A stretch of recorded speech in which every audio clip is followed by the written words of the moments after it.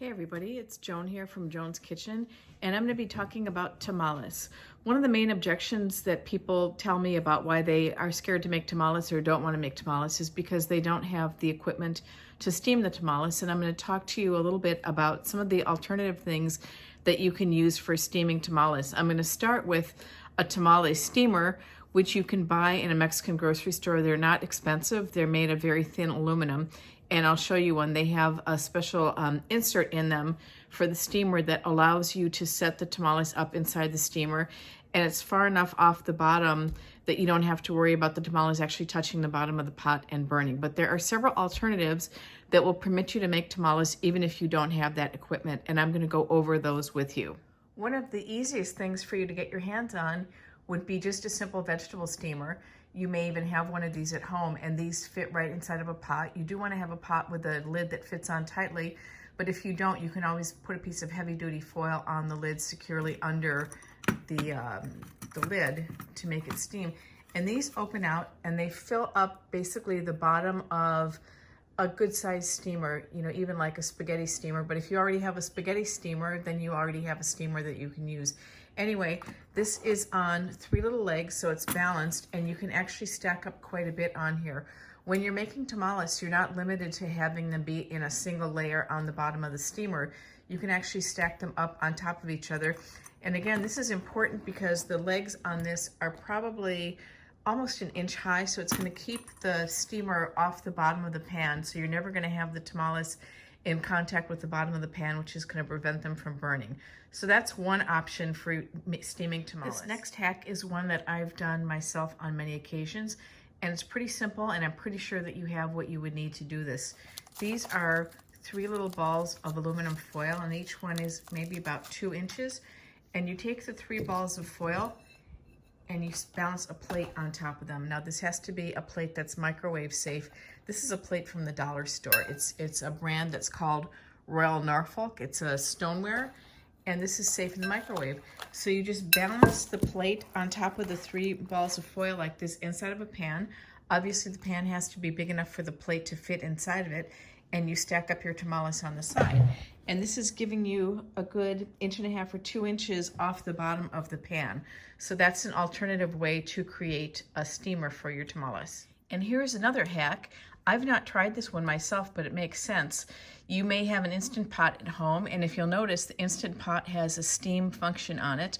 And the Instant Pots, if you bought one new in the box, one of the things that it has in it is a steamer basket. So this is something that you can also use to cook your tamales. And I saw an article online about making tamales in the steamer pot, and when you put the steam function on, it actually is bringing it up to pressure. So according to the article, the tamales cook in about 20 minutes or so. I guess it's a little bit longer when you let the steam come out. And that's definitely something that I'm going to try. Typically when I make tamales, I have a ton of them in a pot, and they probably take about 1.5 hours to steam on top of the stove.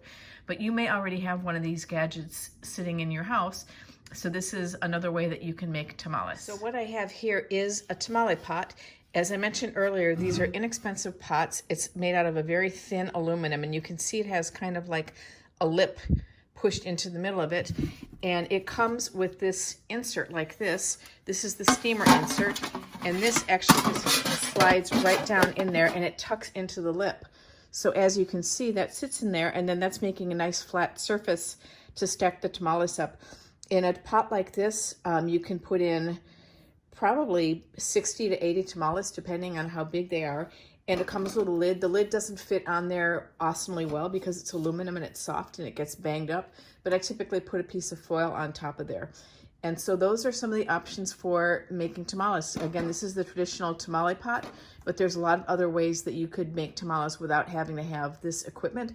If you want to go out and buy one, it's not a bad thing to do. It just takes up a lot of storage space, so that's something to think of. If you've ever had tamales, you know that it's kind of this pudding-like consistency, like a really thick, solid pudding that's wrapped around some kind of a filling, and it's steamed traditionally inside of a corn husk. Depending on what part of the world you come from, they may be steamed in other things, including things like banana leaves. This is masa that I bought at a tortilla factory. Masa is the dough that makes the wraparound for the tamale filling. And masa is also what's used to make tortillas. So masa for tortillas is basically just corn, and it's what we would call field corn here in the States, that's soaked in lime to soften it up a little bit, and then ground and mixed with water, and then it's pressed out using a tortilla press to make tortillas that you're familiar with. Those would be the corn tortillas.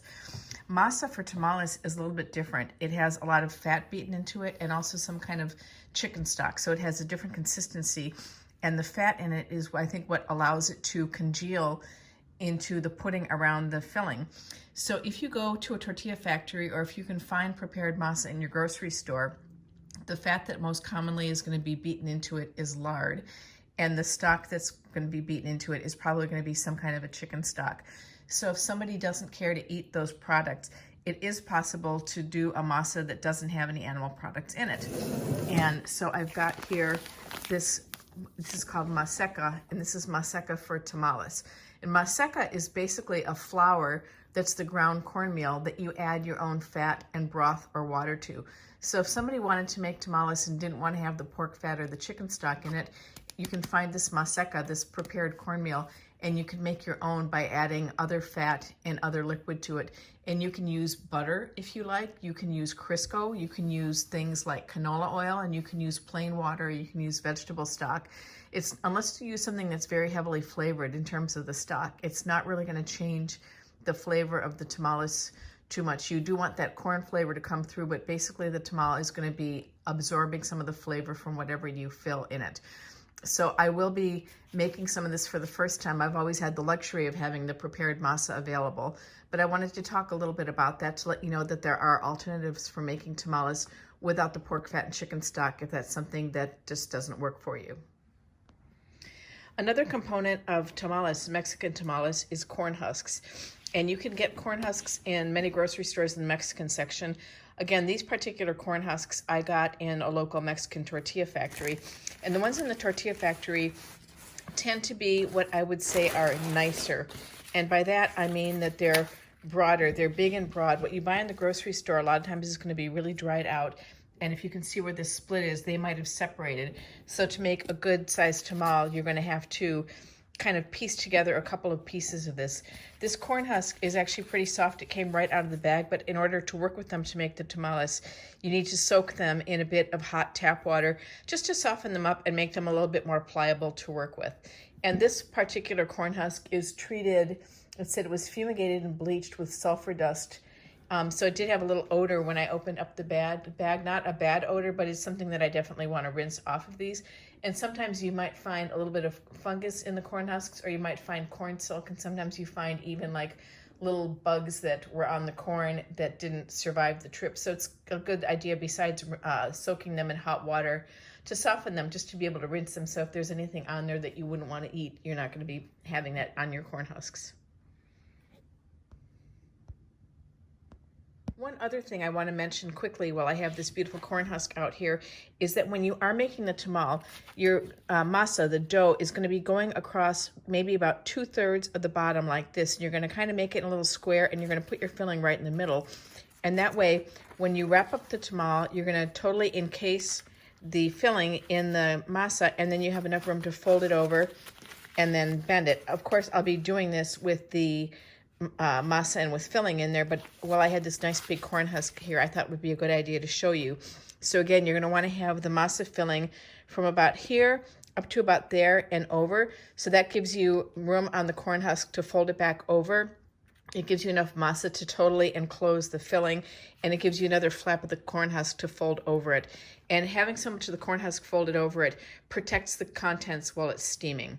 So just a quick note there. I want to talk a little bit about fillings for the tamales. The traditional filling is something that's called picadillo, and it's a shredded meat that is sauced. And the way that it was made in my family, it was pork. My mother would cook up tons of pork butt and pork shoulder, which is basically the same cut of meat.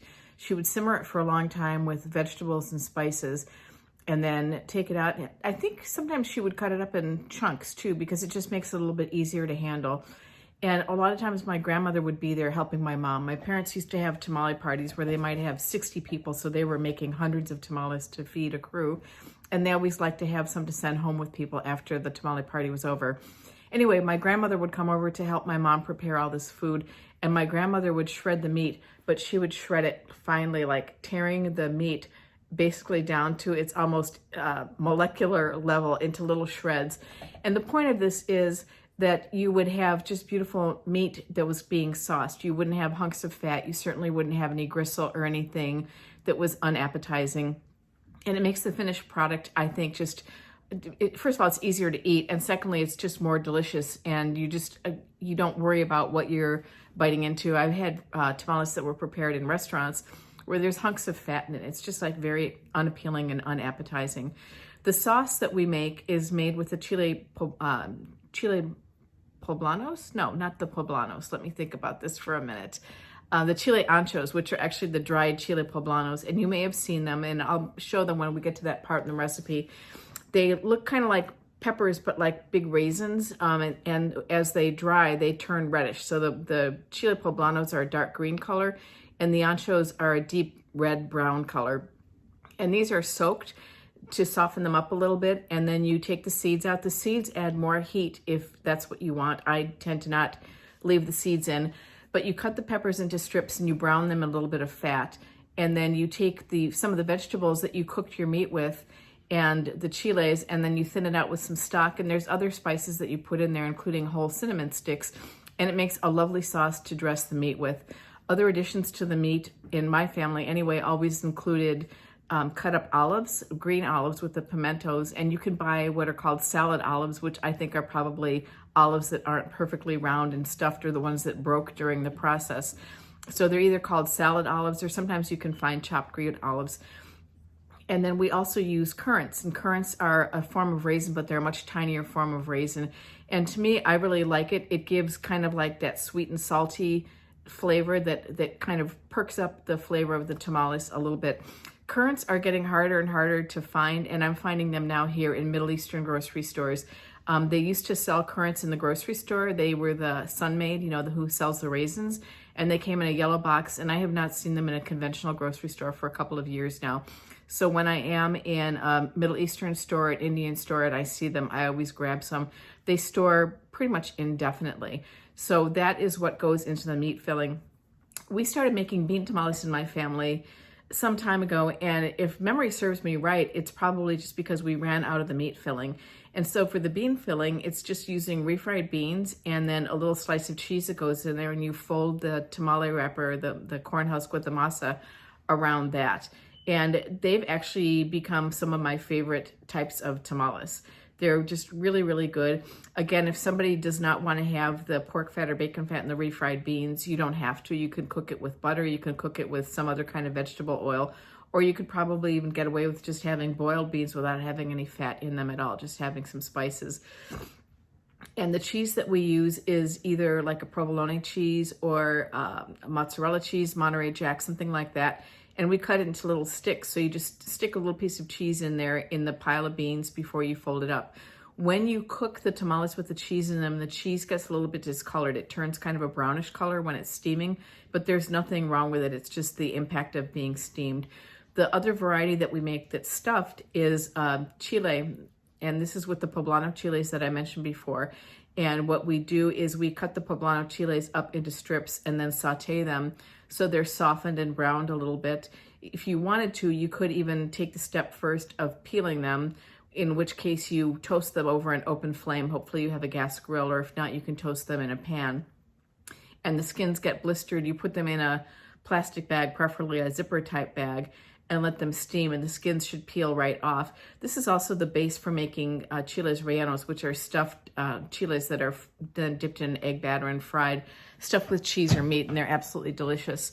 And it's similar to the bean tacos. With the cheese tacos, we take a strip of the chile and a piece of cheese in there and cook it that way. The cooked chile strips like that are called rajas. So those would be tamales de rajas. One of the other traditions in my family was to make a dessert tamale, and the dessert tamale, or the sweet tamale, or tamales dulce, is just to take the masa and add sugar and cinnamon to it, and again, more currants, and then slivered almonds. The slivered almonds are not the sliced almonds, they're the ones that look like little tiny batons. And it just gives it a little bit more texture and crunch when you cook it that way. My mother used to always dye them pink, and I still do that. You just put a few drops of red food coloring in the masa when you're preparing it. And that way it makes it easy to distinguish from the savory tamales. My sisters, I think, don't much care for the sweet tamales, but I always like them, and I always try to set aside a little bit of the dough to make sure that I have some left at the end for making sweet tamales. Well, I'm just about ready to start with the first tamales I'm going to make here, which today are going to be bean tamales. So I have my masa, I have my refried beans, I have some Monterey Jack that I've cut into some little sticks, and I have my soaked corn husks. So here goes. I'm going to be trying to do this with a tripod, so wish me luck. So what I'm doing is, first of all, taking my corn husk, and there is actually a right side and a wrong side. Now when you have these in your hands, you'll be able to tell. This is the right side, this is the side that the masa is going to go in, and this is the wrong side. And I'm going to bring this up here. I don't know how well you'll be able to see it, but the wrong side, the veins of the corn husk are kind of on the outside. It's kind of rough. The right side, it's very smooth.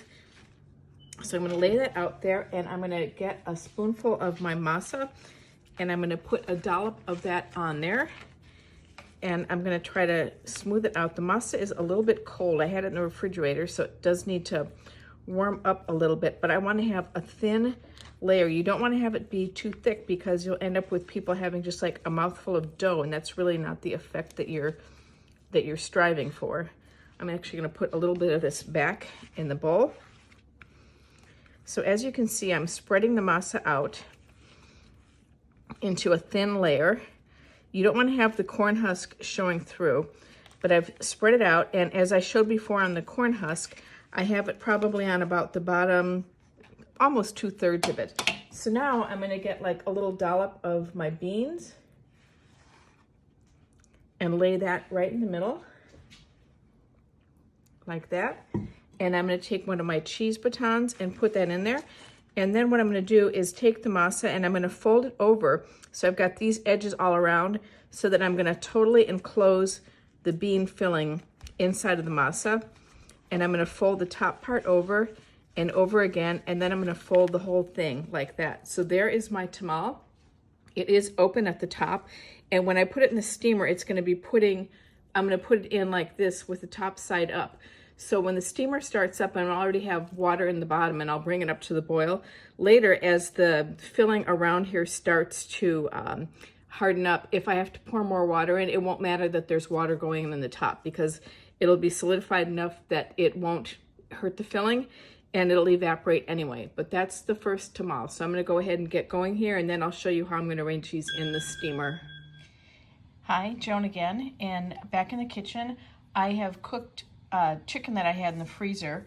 I simmered it with actually a couple of chicken carcasses that I had as well, so I have a nice chicken stock, and there were some carrots and celery and onions in the broth that I was cooking the chicken in. So I finished cooking that. I've taken all the chicken out. I've taken the meat off the bones and shredded it. And I've set aside the vegetables, a little bit of the onion that was cooked with the chicken, as well as the carrots and the celery. And that's going to be part of the sauce, or the ricotto, that's going to be made, that the shredded chicken is going to be tossed with, and that's going to be my meat filling for the tamales. I wanted to talk to you about the peppers. The sauce is based on these peppers. This is a Chile Ancho, and as you can see close up, I mentioned yesterday, it looks kind of like a big raisin. So it's dried up, and it's kind of like a brownish red. It has like a leathery feel. And if I shake it, you can hear that there are seeds in it. And the reason I have these other peppers here is to just give a comparison. This is a standard green pepper, and there's actually going to be green pepper in the sauce as well. This is going to be cut up and sauteed. This is a poblano pepper. A poblano pepper is a spicier pepper, and this, the Chile Ancho, is actually a dried poblano pepper. But I just wanted to show you what the difference is. A poblano pepper is usually a really, really dark green compared to the brighter green of the regular green pepper, and it's typically long and narrow. When you're eating these, the spiciness gets more intense as you get up here towards the stem end. And the heat of this depends on how spicy this was originally.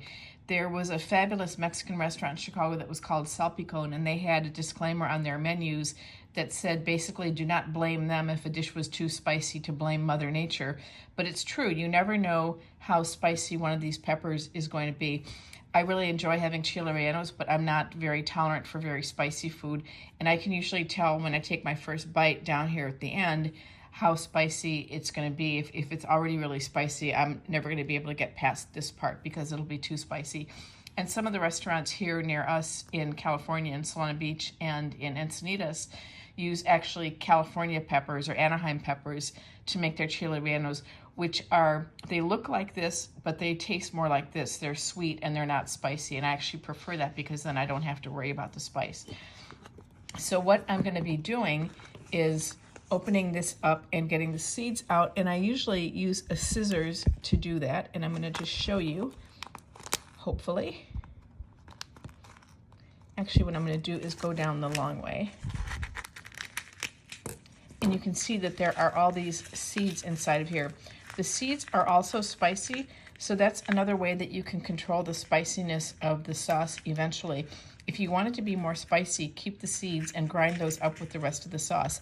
I don't want mine to be particularly spicy, so I'm not going to use that. And as I mentioned, I have the carrots and celery and onion that I cooked when I was cooking the chicken, and they're all softened, and those are going to go into the sauce. And I think that that's also going to help to serve to make the sauce a little bit sweeter, because the carrots and definitely the onion have a little bit of natural sugar.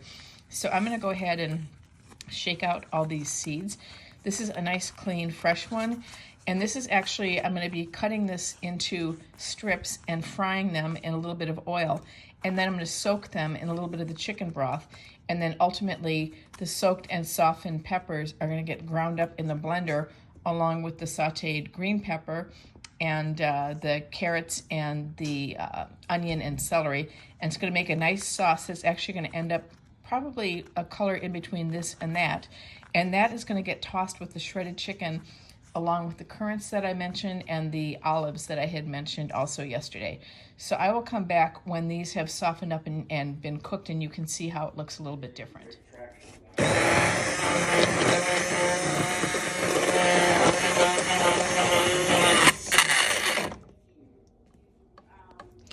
So here is the consistency of the sauce after I've ground it up all together. I'm not turning the mixer on, I'm just stirring it so you can see it's kind of like a tomato puree consistency. And I'm going to be adding this to the chicken that I've shredded. If it's too thick, I will add a little bit of the chicken stock that I've prepared. And I see that there's still some portions of the cinnamon stick in there, so I'm going to buzz this up a little bit more just to make sure it's all smooth. So I've got my sauce and I poured it over the shredded chicken, and I'm going to go ahead and mix it up and see if I need to add any more liquid to it. In the recipe from my mom, she said that you want this to have the consistency of a raw meatloaf. So looking at this right now, for the amount of chicken that I have in here, I think I'm definitely going to need to have more liquid, but maybe not. It's actually coming together pretty well. I'm still going to be adding into this the salad olives and the currants. Whoops.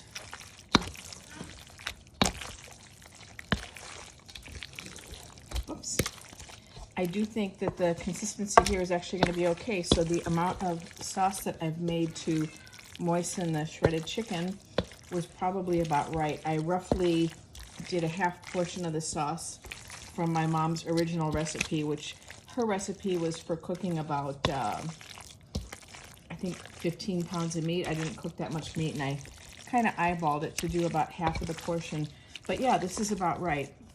So I'm going to be adding the currants and the olives, the salad olives to it. But if you can see there, that's about the right consistency. So it's almost like a pulled pork kind of consistency. You want the meat to be really well sauced, because when it's cooking inside of the masa and the tamales, it's going to, some of the flavor is going to seep out, some of the moisture is going to seep out into the masa, the corn dough. So you don't want it to get too dry or lose too much of the flavor. So this looks pretty good to me. And I'll come back after I've added in the olives and the currants. Quick note about the olives. I mentioned that you could use what are called salad olives, which are basically like chopped up olives. My mom's recipe, which is basically double the amount that I've made, calls for 2 cups of olives. And this is a 7.3 ounce container of olives. Generally a cup is 8 ounces. So I'm going to drain the liquid and add all of these in. And you can kind of see in the bottle that the olives are broken up and the pimentos are out of the olives, and that's exactly what you want. So I'm going to go ahead and drain this, and then I'm going to mix it in, and I'll show you the finished result. And here we are for the last shot of the evening. You can see in there the green olives, and you might be able to see some of the little currants that are in there too. So in addition to the spicing of this mixture, you have a little bit of sweet and a little bit of salty. I did taste the sauce when it was, the peppers were not that spicy, and when they were tempered with the peppers, the green peppers and the cooked carrots and celery and onions that went into them, plus the cinnamon stick, it actually comes out having a very distinctive flavor, but it's not spicy. It's really kind of more of a sweet flavor. So this is the filling that is going to be going into my meat tamales. Typically this would be made with pork. I've substituted chicken here. If I'm in a hurry, I'll get rotisserie chickens and shred that. I've also used turkey, but you could definitely use pork the way the original recipe dictates. I'm getting ready to try to make some of the masa from scratch, well, from the Maseka mix. So I've got my mixer right over here, and I'm going to be mixing together the masa, which is the special cornmeal, and it's going to have a little bit of lard in it. I think, as I mentioned, if somebody does not want to use lard, there are alternative fats that you can use. Salt, baking powder, and water. I may substitute some stock for the water. And I'm going to go ahead and mix this up according to the directions here, and we'll see what happens. I do remember when my mom would get the regular masa for tortillas from the tortilla factory, she would be beating lard and chicken stock into it. It just seemed like it took forever. And it was interesting because they would say it was ready when it would float in a glass of water. And the last little instruction on here is to continue mixing until the dough is completely integrated. Place a small ball in a glass with water. If it floats, the masa is ready.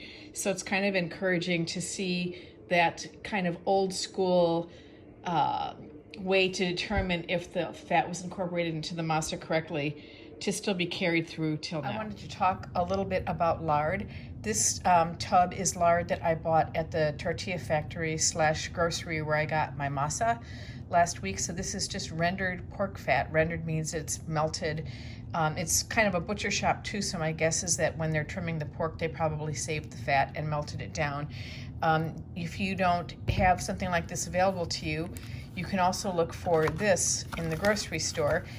This is shelf stable. It's at room temperature. Sometimes you might find it in the baking section because there's a couple of uses in American cooking for lard. Some people swear by using lard in pie crust. And then also if you're making donuts, donuts are frequently fried in lard. So you may find this in your baking section. It'll be in a box like this. It's about the same size as a pound box of butter. Depending on where you are, the brand is probably not going to be Farmer John brand, but this is a fat that you can use in here. As mentioned before, if you don't want to use lard, you can use butter or you could use vegetable oil. I'm actually going to try using some canola oil in a second batch. I'm just curious to see how that will turn out. Mixing the masa, the Maseka powder, with a little bit of baking powder and salt, and really incorporating it in the mixer for about 1.5 to 2 minutes. And then I've got the lard melting, and I have some hot water that I'm going to be adding in, and that's going to be it. Once I've got the melted lard and the hot water added in, then I'm going to continue to mix it for about 4 or 5 minutes to make sure that it holds together, and then I'm going to do the test to see if the masa, a little lump of the masa, will float in water. If it doesn't, even though it doesn't say it in the instructions, my recollection again from when my mom would make this is it means the dough isn't short enough, which means it doesn't have enough fat in it. So I'd probably add a little bit more lard to make it fat enough to float in the water. I have my lard that's melted, and I have my hot water ready to go, so I'm going to go ahead and start mixing these in. We'll see what happens. This is the lard getting poured in little by little.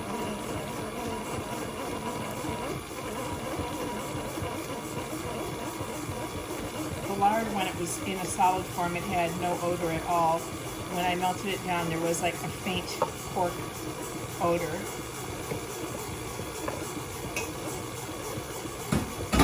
So I've got that in there, and then here comes some hot water.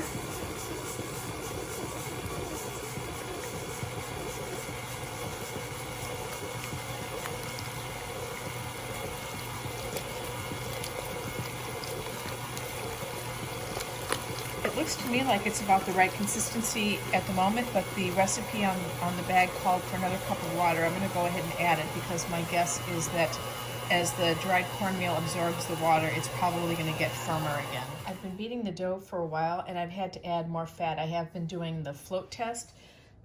I probably had to add about 3 to 4 tablespoons more of the lard to get it to float, but I just tested when it floated, and I'm hoping it's going to float again on camera. And there it is. It dropped to the bottom and it floated right up. Before that, the ones that were not floating were sinking right to the bottom and staying there. So my masa dough is ready to work with. It did stiffen up a little bit, as I expected that it might. It seems like the flour absorbed some more of the moisture and kind of expanded a little bit. I think it's also soft because I'm usually used to working with the masa that I buy prepared from the store, and I usually have it in the refrigerator when I get home. So it's a lot stiffer and harder because the fat solidifies when it's chilled.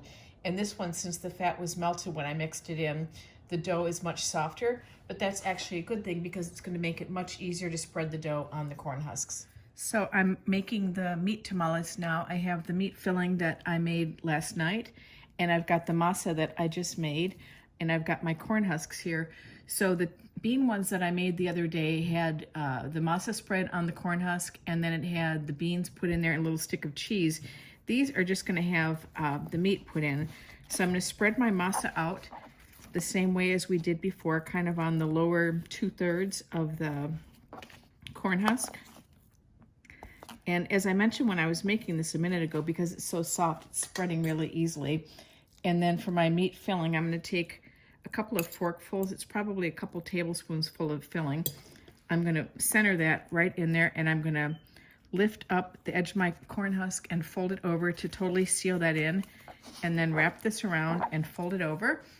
And I'm stacking these up on a cookie sheet, and when I have a cookie sheet full, then I'm going to go ahead and start sticking them in the steamer to cook.